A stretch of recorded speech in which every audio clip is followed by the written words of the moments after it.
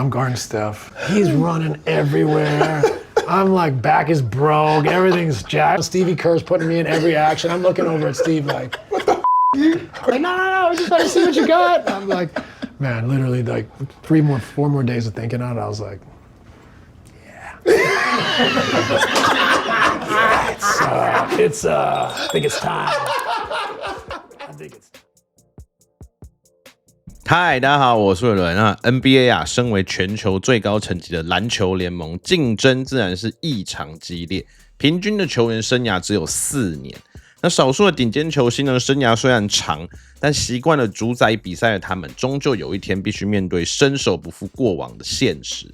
今天影片的主题就是要来听像是 Nash、Dirk、Blake Griffin 等球星们是在什么样的情况、什么样的心境下，决定承认自己不再是以前的那个男人，忍痛决定离开打了一辈子的篮球，选择退休。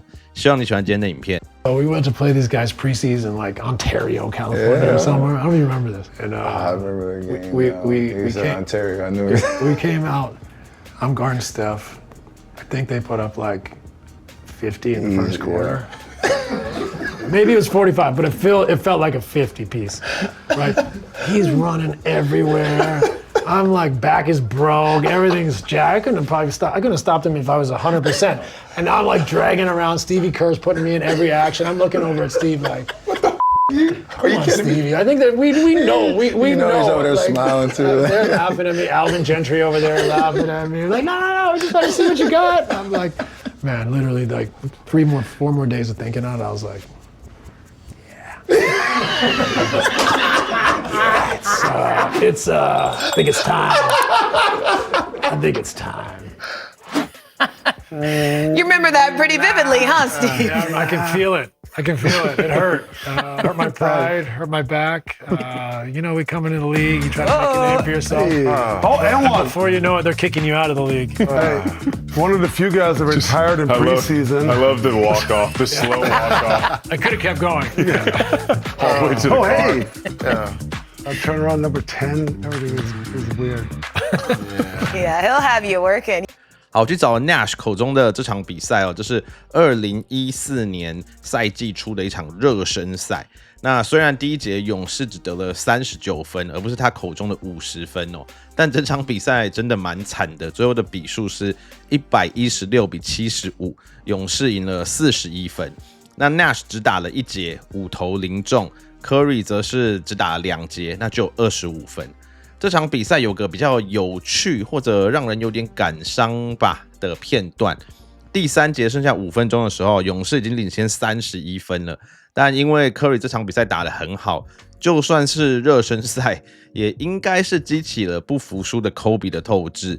他连续2球，当时已经落后31分哦，只是热身赛，对 Curry 全场盯人。那最后一次犯规，一次被 Curry 在面前投进。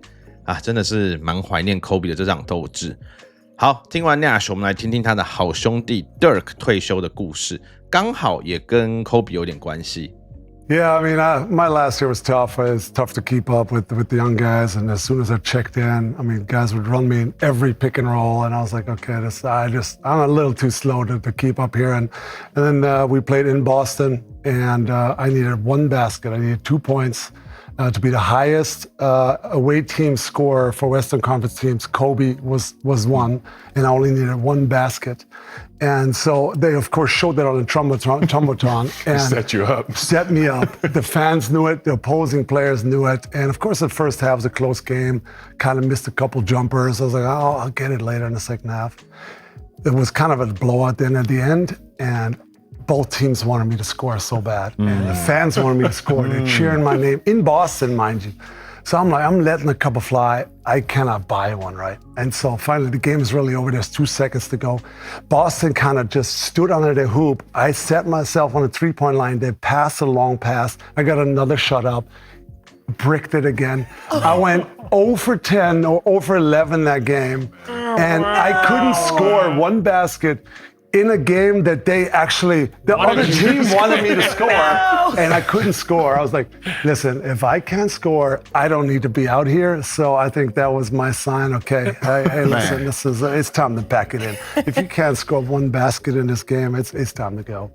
Dirk 口中的这场比赛发生在2019年1月4号，当时他在塞尔提克主场 TD Garden 的得分是426，Kobe 则是427，Kobe 是西区球员最高的，那 Dirk 是第2。不过这场比赛 Dirk 10投0中，1分之差输给 Kobe。那 Dirk 总共在小牛打了20年，18-19年球季后40岁退休。其实他在倒数第2年都还有24分钟的上场时间，平均也还有12分 ，field goal 也是非常不错的 45.6%。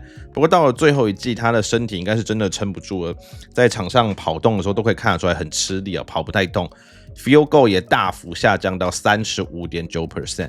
不过他的最后一季，或者是说这个巡回，我觉得还算蛮成功的不管到哪个球馆，客场球迷都非常热情为他加油。而且他在当年的明星赛，也在队友刻意的喂球下，最后一次让我们看看他那美如诗画的跳投，算是也画下了一个非常棒的句点吧。好，接下来我整理了一些其他球员讨论过自己决定要退休的那一刻的访谈，里面有 Blake Griffin、Udonis Haslem、Grant Hill、Isaiah Thomas， 故事里面有欢笑也有泪水，希望你会喜欢。Watching that clip got us thinking about what made each of you decide that it was time to retire. So it's a little story time. I'm gonna start with you, UD. When did you know it was time to hang it up? It was around the time we got Hassan Whiteside. And if anybody knows Hassan Whiteside, the story is he was basically playing basketball in the rec. They found him somewhere in the rec. So when he came to our team, I was like, ain't no way in hell he getting my minutes. I didn't know he can grab the rim and keep his feet on the ground. Actually can grab the rim and keep his feet on the ground. I'm a rebounder. I could not get a rebound on this guy. That's real? Yes. He can grab the rim and hold it and have it. I could not get a rebound in practice against Hassan Whiteside. Oh. Yeah, that was him. Yeah, that was it. We gave him $100 million now. I could not get a rebound. I couldn't get to the rim. Not bitter. There was nothing I could do in practice. And when he came in, I said, it's about time. If people grabbing the rim and they can keep their feet on the ground, I had this before Wemby, never played with Boban. When I saw that, I was like, it's time for me to go. Nobody should be able to grab the rim and have their feet on the ground and stand there and just look at me like that. Yeah. Demoralizing. Yeah, it's very demoralizing. Unreal. Speaking of demoralizing, what was yours, Blake? When was it time? Which memory do we want to go to here?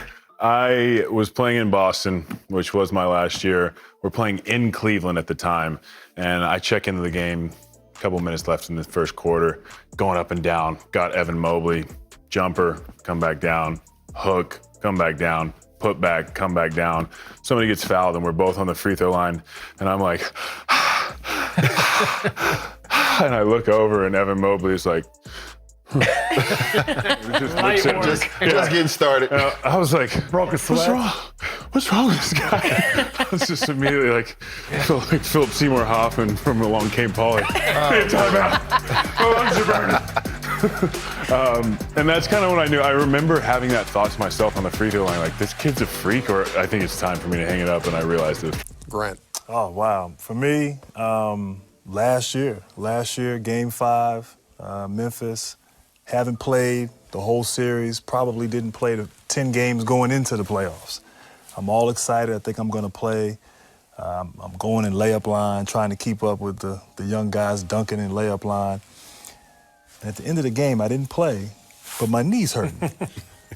So when the series is over, I get an MRI, and I have a surface tear of my medial meniscus. And so when you hurt yourself in layup line, it's time to go sit down. It might be time. I'll never forget it. We were on a road trip, and it was maybe 2 or 3 weeks before the season was getting ready to end. We were in Orlando, and we was coming from Detroit, and we checked into the hotel, and the next morning we had an 11 o'clock shoot-around. And so I got up early, like I always do, ate some breakfast, and now I'm laying by the pool. You know, the sun is out. And you know, I'm timing myself waiting to go to the bus. And the pool is sitting there, I'm laying there. I think I know how this story is. And you know, I'm looking at my watch and I'm like, I don't want to go to practice. I don't want to go to shoot around. And that was the first time in my life that I never wanted to go to the gym. And it scared me that I didn't want to go to the gym that day. And that's when I said, I'm done. Wow. And 2 weeks later, I think I tore my Achilles because mentally I had already checked out. Wow. That's interesting. Yeah. But I had checked out like 2 or 3 weeks before that. But I never forget laying. I remember going home telling my wife, I was like, you know what? Baby, it's over. And you know, she used to get up and, you know, make the pregame meal, right? Your wife make the pregame meal and everything. So the next 2 weeks, you know what I had for pregame meal? No. A peanut butter and jelly sandwich. And I remember getting my last peanut butter and jelly sandwich saying, damn, I know. She said, I'm retiring too.